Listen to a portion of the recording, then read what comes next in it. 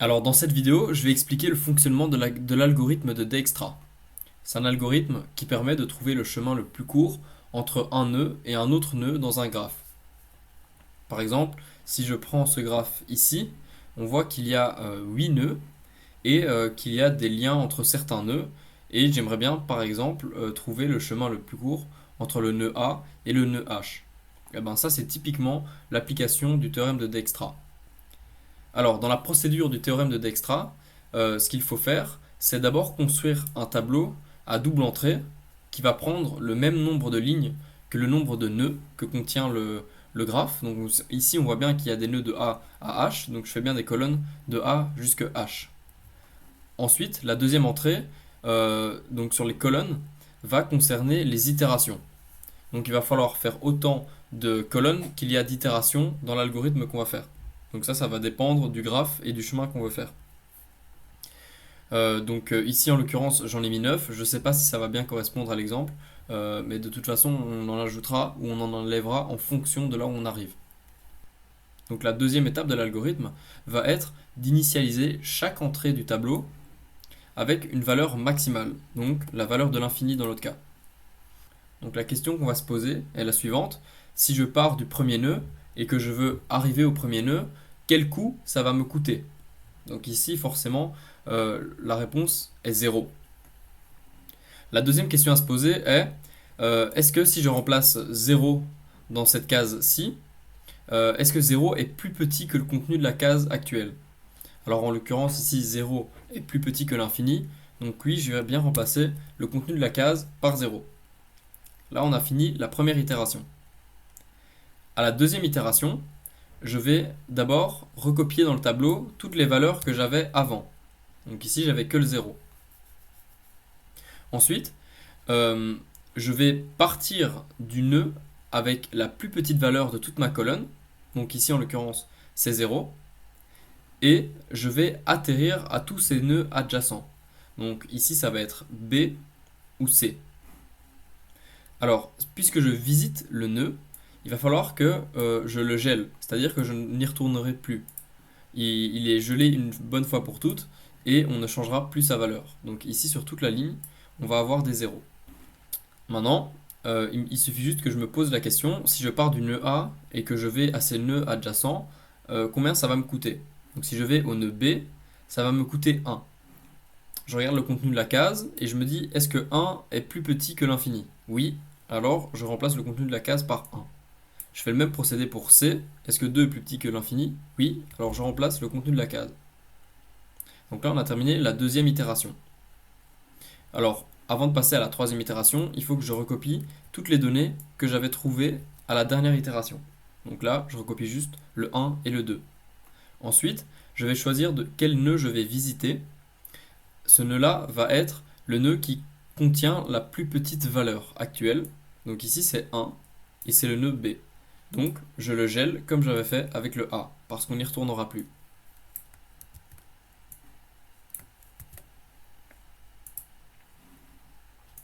Et donc, en partant de B, je regarde tous les nœuds que je peux atteindre et le coût que ça va me coûter.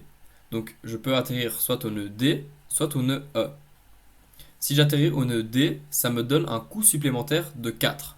Ça veut dire que je vais devoir ajouter 4 au coût qu'on avait déjà. Et le coût, c'était 1. Donc, je vais faire 1 plus 4, forcément, et ça va me donner 5. Ensuite, du coup, je vois que je peux aussi aller de B jusqu'à E, et donc je vais faire le coût de 3 plus 1, ça nous fait 4. Et est-ce que 4 est plus petit que l'infini? Eh bien oui, donc je remplace le 4 dans la case. On a fini l'itération, on peut passer à l'itération suivante. Donc je recopie tout ce que j'avais avant. Et je me pose la question, quel est le nœud qui a le plus petit coût? Alors ici c'est le nœud C, il a un coût de 2. Hop, je peux geler toute sa ligne et mettre des 2 sur toute la ligne. Une fois que ça c'est fait, on va aller dans le nœud C et on va se poser la question, dans quel nœud je peux aller à partir de là? Alors il y a soit le nœud A, soit le nœud D. On voit que le nœud A était gelé, c'est-à-dire qu'on ne peut plus le visiter, donc il ne reste que le nœud D, qui entraîne un coût supplémentaire de 2. Donc on voit que actuellement j'ai un coût de 2. Donc Si je fais 2 plus le coût actuel qui est 2, ça fait 4. Et je vais dans la case de D et je me dis, est-ce que 4 est plus petit que 5? Oui, donc je peux remplacer la valeur qui était dans la case. Donc là, j'ai fini l'itération. Je refais la même chose. Je copie les anciennes données dans la nouvelle colonne et je choisis le nœud avec la plus petite valeur. Donc là, les deux valeurs sont égales. Donc je peux choisir arbitrairement celle que je décide de prendre. Donc là, je vais prendre la première. Voilà. Je le freeze puisque on va visiter ce nœud et qu'on ne le revisitera plus. Voilà. Et donc, en partant du nœud D, quel nœud est-ce que je peux atteindre? Je peux atteindre soit le nœud C, soit le B, soit le E, soit le G. Le C et le B ont été gelés avant, donc on ne peut plus les visiter. Il reste soit le E, soit le G. Donc, si je visite le E, ça va m'entraîner un coût supplémentaire de 5. Pour l'instant, je suis à un coût de 4. Donc, ça va me faire un coût de 9 en tout. Donc, je vais dans la case de E, ici, et je me demande est-ce que 9 est plus petit que 4? Non. Donc, je ne remplace pas le contenu de la case. Je laisse le contenu de la case intact. Enfin, si je pars de D et que j'arrive à G, ça va m'entraîner un coût supplémentaire de 9. Donc 4 plus 9, ça me fait bien 13. Et est-ce que 13 est plus petit que l'infini? Oui. Donc je remplace le contenu de la case. Et je recopie toute la colonne pour la prochaine itération. Donc je vais prendre encore une fois le nœud le plus petit. Donc ici c'est le E que je vais geler puisqu'on ne va pas y retourner. Donc si je suis dans le nœud E, je regarde les nœuds que je peux visiter. Je vois que le nœud D et le nœud B sont gelés, donc je ne peux pas les visiter. Le seul nœud que je peux encore visiter, c'est le nœud H, qui m'entraîne un coût supplémentaire de 2. Donc si je fais 4 plus 2, ça me fait 6. Est-ce que 6 est plus petit que l'infini? Oui. Alors je peux remplacer le contenu de la case qui est associé à H. Donc là, je vais geler le nœud H, parce que c'est le plus petit coup. Et quand je pars du nœud H, je vais regarder quels nœuds je peux explorer qui ne sont pas encore gelés. Donc j'ai le nœud F et j'ai le nœud G. Par contre, j'ai pas le E parce que le E, il est déjà gelé depuis l'itération 6. Donc si je vais vers le F, ça va me faire un coût supplémentaire de 4.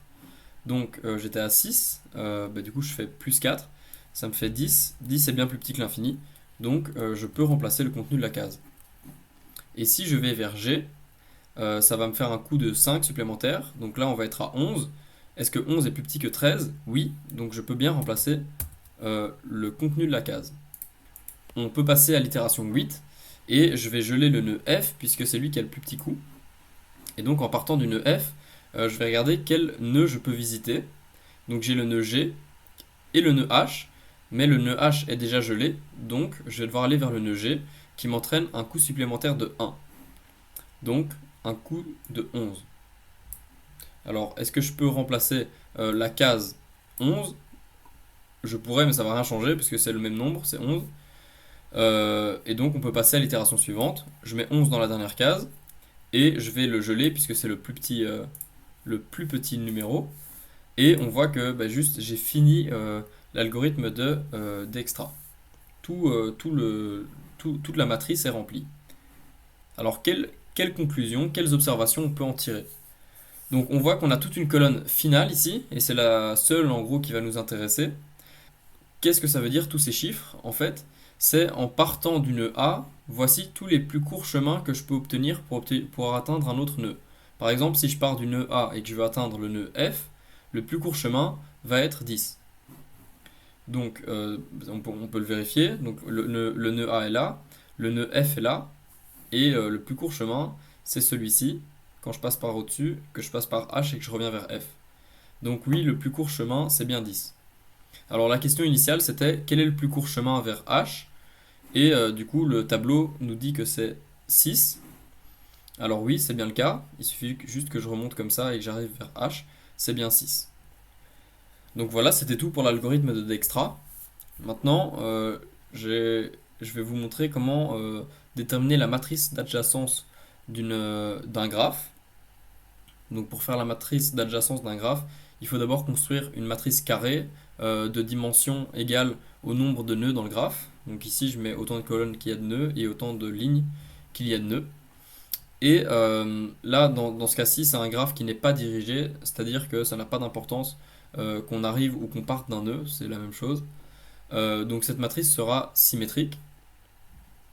Et je vois qu'il n'y a pas de boucle dans le graphique, donc forcément, toutes les diagonales seront nulles, parce qu'il n'y a pas d'arêtes qui partent d'un nœud et qui arrivent vers ce même nœud. Ensuite, je vais juste à chaque case me poser la question, si je pars de la ligne et que j'arrive à la colonne, quel est le coût qui est associé? Donc si je pars de A et que j'arrive à B, le coût associé, c'est 1. Donc voilà, je mets le 1. Et je vais faire ça pour chaque case. Par exemple, si je prends le 9 ici, si je pars de D et que j'arrive à G, donc je vais de D jusqu'à G, le coût est 9. Donc je mets juste 9 dans la case. Donc voilà comment construire une matrice d'adjacence. Voilà, donc c'est tout pour la matière sur l'algorithme de Dijkstra et la matrice d'adjacence. C'est pas très compliqué, mais il faut s'entraîner parce que, enfin moi perso, j'ai pris un peu de temps avant de comprendre comment le faire. Mais une fois qu'on a compris, en vrai, c'est bon. Mais donc voilà, j'espère que c'était bien clair tout ce que j'ai dit.